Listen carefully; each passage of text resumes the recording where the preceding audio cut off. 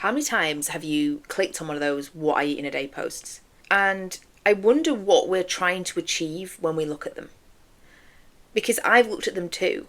And sometimes it's just interesting, sometimes just seeing what somebody else eats. But here's the thing, inspiration can be useful, but only if it's applicable to you and your lifestyle. And so many of these "what I eat in a day" posts are carefully curated content creation. It's an aesthetic, it's something to just get people to watch it. And we can be tricked into thinking that if I eat this way, I will look like that person. I will be able to perform like that person. I'll be able to do X, Y, and Z like that person. And we could all eat the exact same food and we'd still look very different. So it's really important not to get drawn into these "what I eat in a day" posts. And, I have put this as the title on here. I have clickbaited you into watching this because I am going to discuss what I eat in a day, but not in the way that you would think. In a way that is hopefully going to be more helpful and beneficial for you and your goals. Before we get into it, I'm Rachel, an online coach helping women get fitter and stronger and look and feel better in their 30s and 40s than they did in their 20s. So I get it, right? One of the biggest problems with the women that I work with is not knowing what to eat. It is the overwhelm, the overthinking, the constant food noise, stress, the constant contradiction of what to eat, why we should eat it, different diets, cut this out, don't eat that. But you don't need more recipes. You don't need somebody else's meal plan. You don't need to follow what they eat in a day to know what you should be eating in a day. What you actually need is a structure to follow. And this is a structure that I use, and it's a structure that I use with a lot of the women that I work with. And it's based around however many times you like to eat in a day. So that might be 3 meals. It might be 3 meals and a snack or 2 snacks. Or it might be 4 meals. It might be 5 to 6 smaller meals. Whatever you like to do, however you like to break your food up, you can make this structure work. Because the key fundamentals of it is creating meals that are easy, simple, and work for you. What I eat in my main meals every day is protein, plants, carbohydrates. That is the key fundamental structure. And I have that 3 times a day. I then have a pre-training snack, which is carbohydrate heavy, and I have an evening little sweet treat. And this will work for a lot of people, but it depends on when you're training as to whether you need the training pre-workout snack or how it's going to work. It might also be that you just prefer to have a snack mid-afternoon. But your main meals, protein, plants, carbohydrates. If we're focusing on getting a portion of protein on the plate, boom.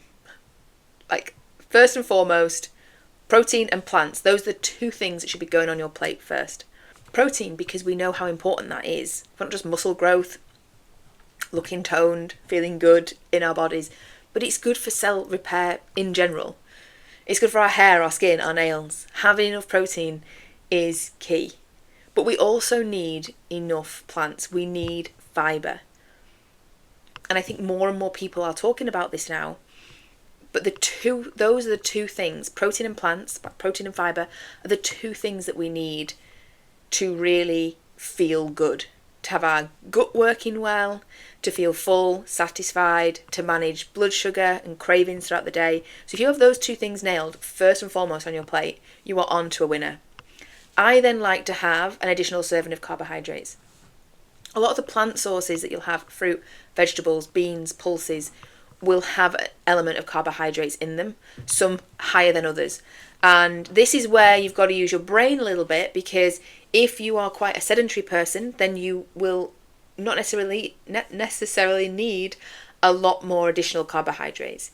If you are somebody who's very active, has an active job, or trains very hard, or is working towards performance goals, muscle building, then you're going to need some extra carbs on your plate. So protein, plants, and the plants is as well where you're going to get loads of the colour, different vitamins, minerals, variety, and additional carb source. So for me, that predominantly looks like potatoes, sweet potatoes, rice, pasta, bread. In varying quantities, depending on the meal, the time of day, how I'm training. If that forms the bulk of your meals 3 times a day, you are on to a winner. And that's as complicated as it needs to be. You don't need to overcomplicate this. You don't need to overthink it. But look at those columns. Look at the protein sources that you like to eat. Look at the fruits and vegetables, beans, pulses, all those things that you enjoy and want to eat. And then the additional carb sources. Yes, we want fats as well in our diet. But some of the protein sources that you're going to have is going to contain fats. Some of the plant sources that you have are going to contain fats. So once you've looked at those key fundamental things on your plate, if you need to add a bit of fat on there as well, brilliant. That might be even just cooking something olive oil. It might be adding some nuts and seeds as part of your plant element of on the plate.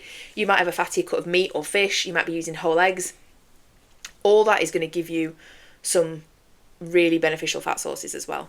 So if we focus on those 3 things, then fats are generally going to be covered in it as well. If you like a sweet treat in the evening, dark chocolate, great fat source, great source of magnesium before bed. But it doesn't have to be dark chocolate of an evening. And this is where I'm coming now to the snacks. So as I mentioned, I like to have a pre-workout snack.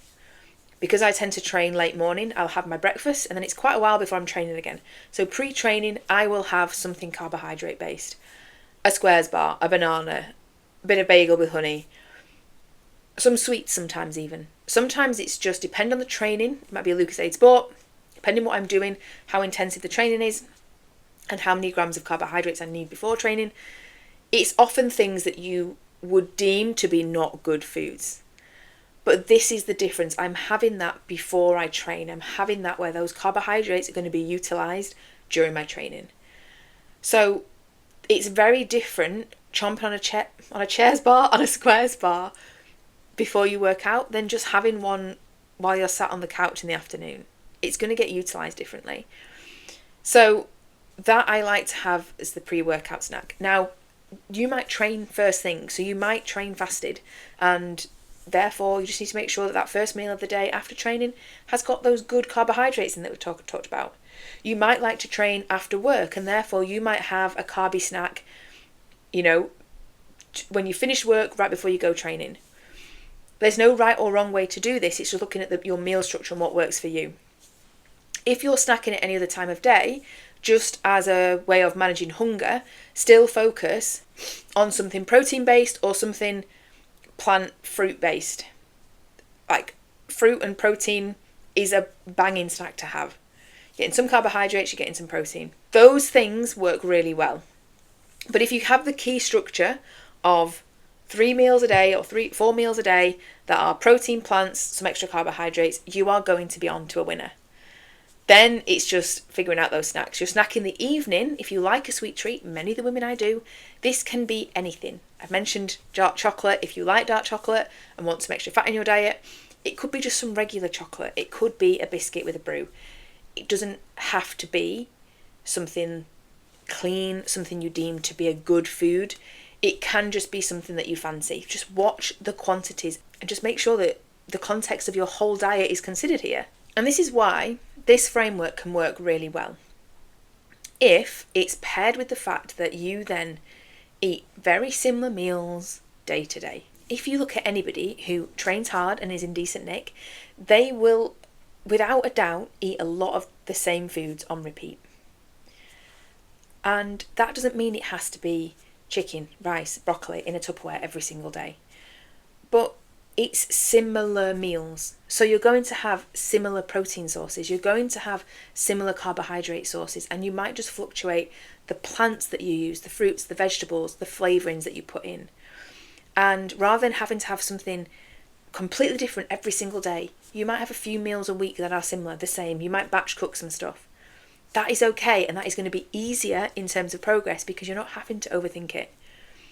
If you do that Monday to Friday, have very similar meals, things that you have on rotation, a couple of breakfast options, couple of lunch options, evening meals, you just rotate between, you might have several, but you just have a few a week and you rotate week to week. Then your weekends might be there for a little bit more flexibility and creativity. The amount of people that say to me, oh, I'm a foodie, I just love food too much. I'm a foodie, I enjoy food, I love going out to nice places to eat, but I also like not having to think about food. I like the fact that things are simple, that I know that work.